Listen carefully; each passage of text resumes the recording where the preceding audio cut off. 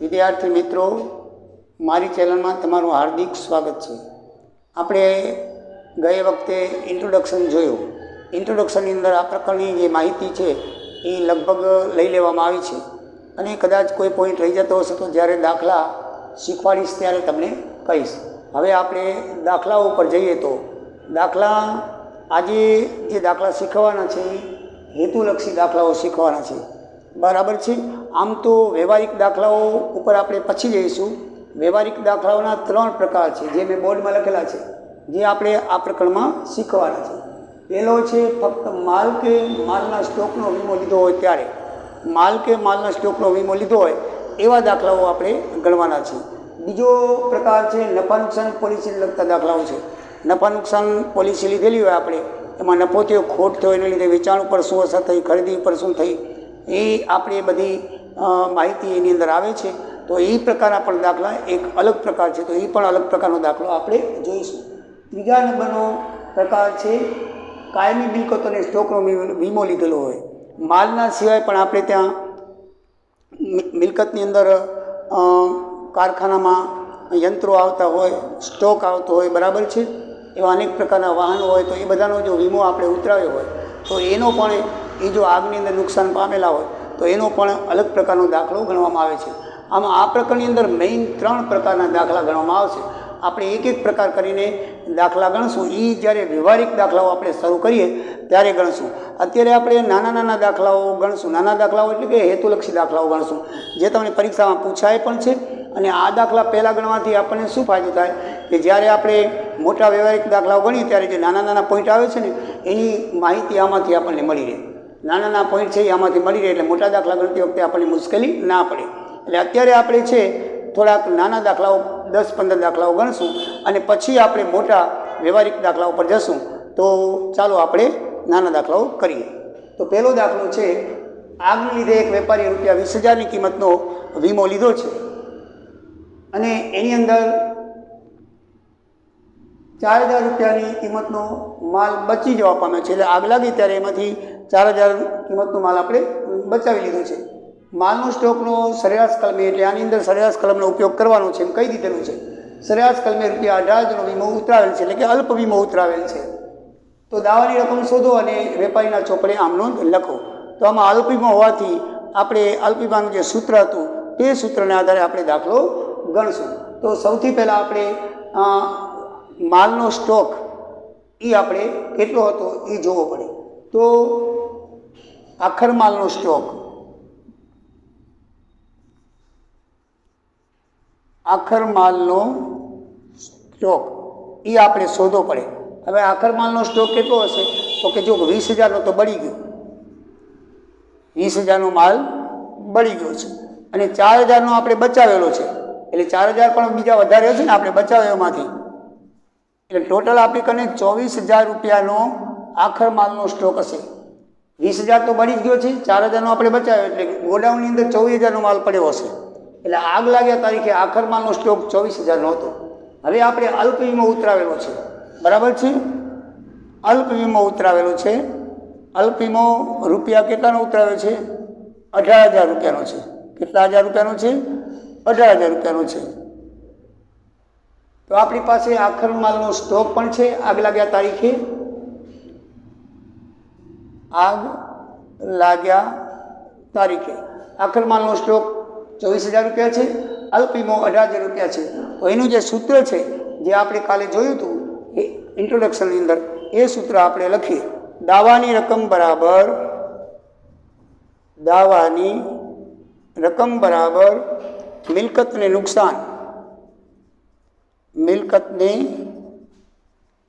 નુકસાન ગુણ્યા વીમા પોલિસીની રકમ, વીમા પોલિસીની રકમ ભાગ્યા મિલકતની કુલ કિંમત, મિલકતની કુલ કિંમત। તો જો મિલકતને નુકસાન તો આપણને 20,000નું થયું છે। કેટલું થયું છે? આમથી નુકસાન કેટલું થયું છે? 20,000। તો 20,000નું નુકસાન છે। વીમો કેટલા લીધો છે? અલ્પ વીમો છે, 18,000નો લીધો છે।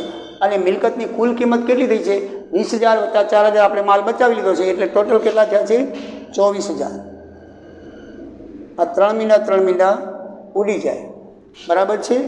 પછી 6 ભાગી તો 3 × 6 = 18, 3 ભાગીએ તો 3 × 6 ભાગીએ તો 76 18 અને 6 × 24.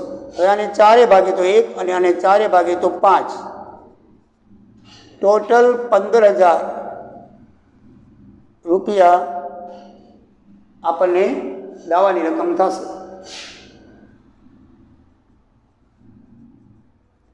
બરાબર સમજી લીધો કે આખરમાંનો સ્ટોક આપણે શોધવાનો હોય છે. આમાં આખરમાંનો સ્ટોક આપેલો નથી, તો આપણે 20,000નું જે નુકસાન થયું છે તે અને 4,000 જે આપણે બચાવી લીધો તે એ બંનેને ભેગા કરીએ એટલે આખરમાંનો સ્ટોક આવે. કારણ કે બચાવેલો માલ છે ને એ ગોડાઉનમાં હતો આગ લાગ્યા તારીખે, એટલે ટોટલ આપણી કને 24,000નો માલ આખરમાંનો સ્ટોક આગ લાગ્યા તારીખે હતો. આપણે અલ્પ વીમો લીધેલો છે અને એમાં કીધેલું પણ છે કે તમારે સરેરાશ કલમનો ઉપયોગ કરવાનો છે, બરાબર છે. તો અલ્પ વીમો લીધેલો છે એટલે 18,000 રૂપિયાનો વીમો લીધેલો છે, એટલે માલની કિંમત કરતાં ઓછો 24,000ની માલની કિંમત છે અને એના કરતાં ઓછો 18,000નો વીમો આપણે લીધો છે. તો દાવાની રકમ આપણે શોધવી હોય તો જે આપણે અલ્પ વીમાનો જે છે સરેરાશનું જે સૂત્ર છે મિલકતને નુકસાન ગુણ્યા વીમાની પોલિસી ભાગ્યા મિલકતની કુલ કિંમત, એ પ્રમાણે ₹15,000 દાવાની રકમ આવી. હવે આપણે એની આમ નોંધ લખવાની છે, તો આમ નોંધ કેવી રીતે લખાય તે આપણે જોઈએ. હવે આપણે વીમા કંપની 15,000 રૂપિયા મંજૂર કરશે. કેટલા કરશે?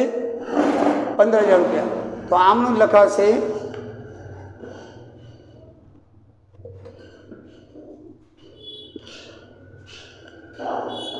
વીમા કંપની આપણે 15,000 આવશે તો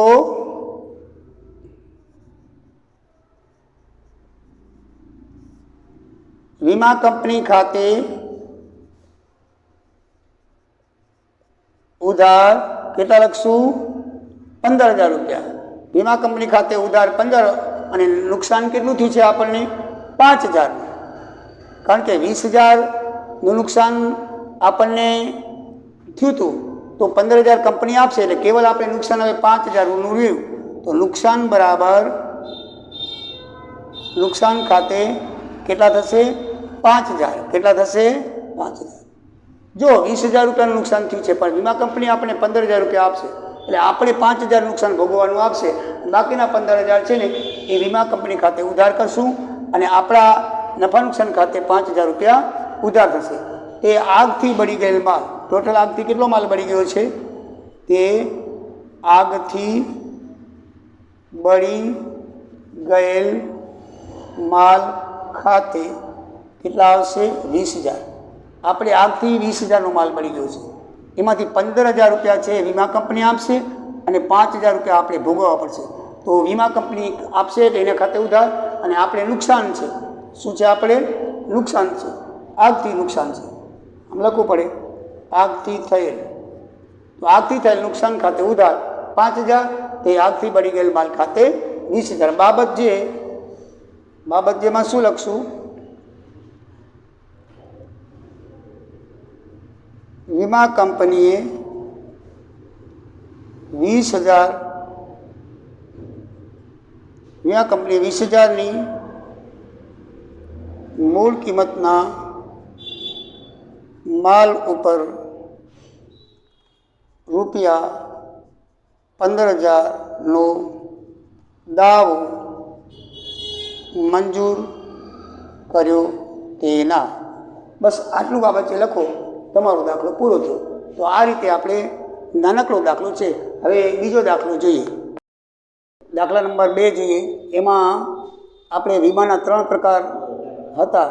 3 પ્રકાર હતા ને એ 3 પ્રકારનો ભેગો દાખલો અંદર આપણે શીખી લઈએ, જેથી તમને ખ્યાલ આવે કે કેવી રીતે દાખલો થાય. તેમાં તમને અતિ વીમાનો પણ પ્રકાર આવી જાય છે, અલ્પ વીમાનો પણ આવી જાય છે અને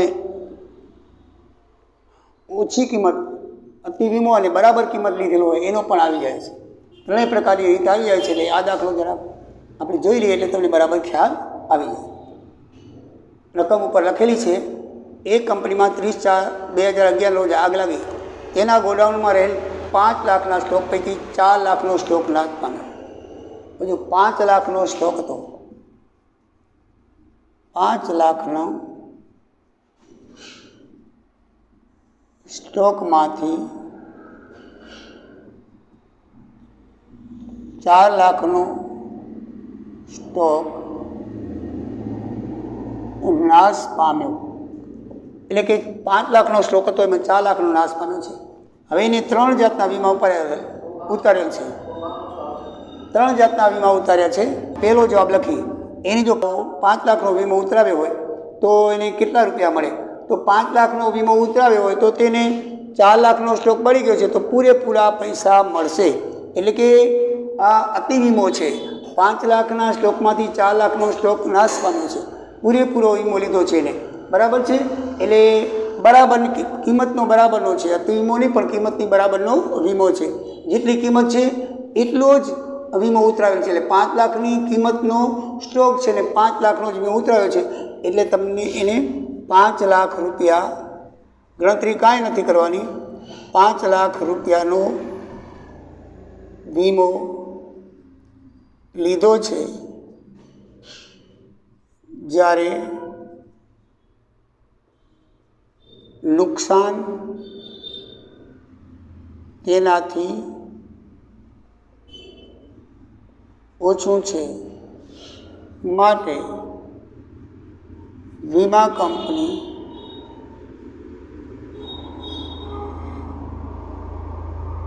₹4 લાખનો દાવો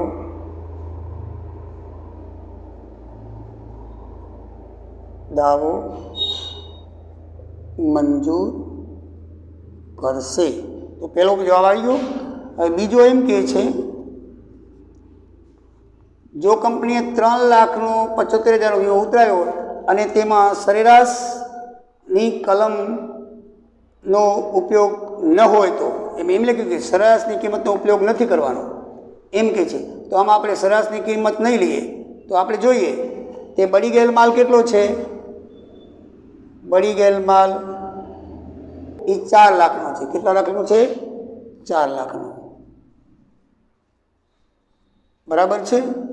અને જો વીમા કંપનીએ 3,75,000નો વીમો લીધો હોય, એને 3,75,000નો લીધો છે તો વીમાની રકમ કેટલી છે? 3,75,000. 3,75,000 વીમાની રકમ છે. તો આપણને આપણે બળી ગયેલો માલ 4 લાખ છે અને વીમાની રકમ કેટલી છે? 3,75,000 છે. તો 3,75,000 છે એમાં સરેરાશ કલમનો ઉપયોગ કરવાનો નથી, બરાબર છે. તો સરેરાશની કિંમતનો ઉપયોગ ન કરવાનો હોય તો દાવાની રકમ 3,75,000 મંજૂર કરશે. તો દાવાની રકમ આપણે વીમો છે ને કેટલાનો લીધો છે? 5, જે કિંમત છે ને એટલાનો જ લીધેલો છે. તો દાવાની રકમ બરાબર 3,75,000 થશે. કેવી રીતે? જો આપણો બળી ગયેલો માલ છે 4 લાખનો, બરાબર છે, અને વીમાની રકમ છે 3,75,000. વીમાની રકમ કેટલી છે? 3,75,000. તો જેટલો વીમો છે એટલી જ આપણને કિંમત મળશે. 4 લાખનો માલ બળી ગયો છે, 4 લાખ રૂપિયા નહીં મળે, કારણ કે આપણે વીમો કેટલાનો ઉતરાવ્યો છે? 3,75,000નો. તો આપણને દાવાની રકમ 3,75,000 આપણને મળશે. આ અલ્પ વીમો કહેવાય. કેટલો કહેવાય? 4,000નો માલ બળી ગયો છે ને વીમા રકમ 3,75,000 છે, એટલે અલ્પ વીમો છે. તો અલ્પ વીમો હોવાથી એમાં 3,75,000 જે વીમાની રકમ છે ને એટલા જ મળે. આમાં જો આપણને સૂત્રનો ઉપયોગ કરવાનો હોત ને તો હજી બીજી રકમ આવત, પણ આમાં સૂત્રનો ઉપયોગ કરવાની ના પાડી છે કે એમાં લખ્યું છે કે સરેરાશ કલમની શરત ન હોય તો જેટલું વીમાની રકમ હોય એટલી જ મળે. 3,75,000 આપણને મળે. દાખલા નંબર 3, 4 લાખનો વીમો લીધેલો હોય અને આપણે દાવાની રકમ શોધવાની. તો દાવાની રકમ બરાબર આપણે જે સૂત્ર છે વીમાની રકમ છેદમાં સ્ટોકની કિંમત.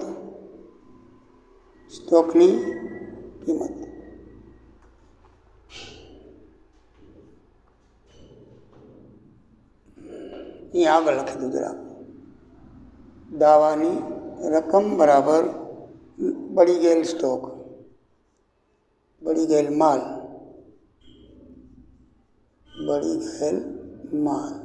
ગુણ્યા. તો બળી ગયેલો માલ કેટલો છે? 4 લાખનો. કેટલો છે? 4 લાખનો. અને વીમાની રકમ પણ કેટલી છે? 4 લાખની.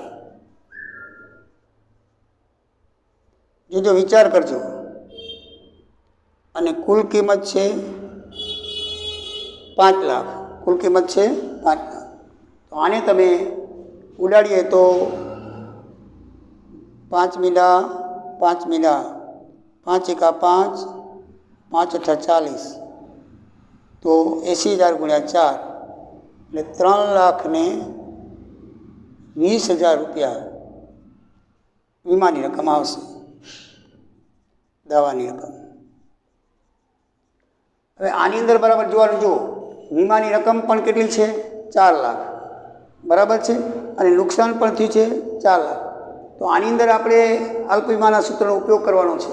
એટલે વીમાની રકમ 4 લાખ છે અને બળી ગયેલો માલ પણ 4 લાખ છે.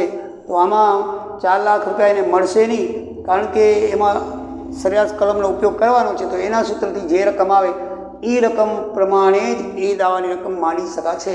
તો 4 લાખનો બળી ગયો છે માલ, વીમો પણ 4 લાખનો છે અને કુલ કિંમત એ 5 લાખની છે. કેટલી છે? 5 લાખની દાખલામાં.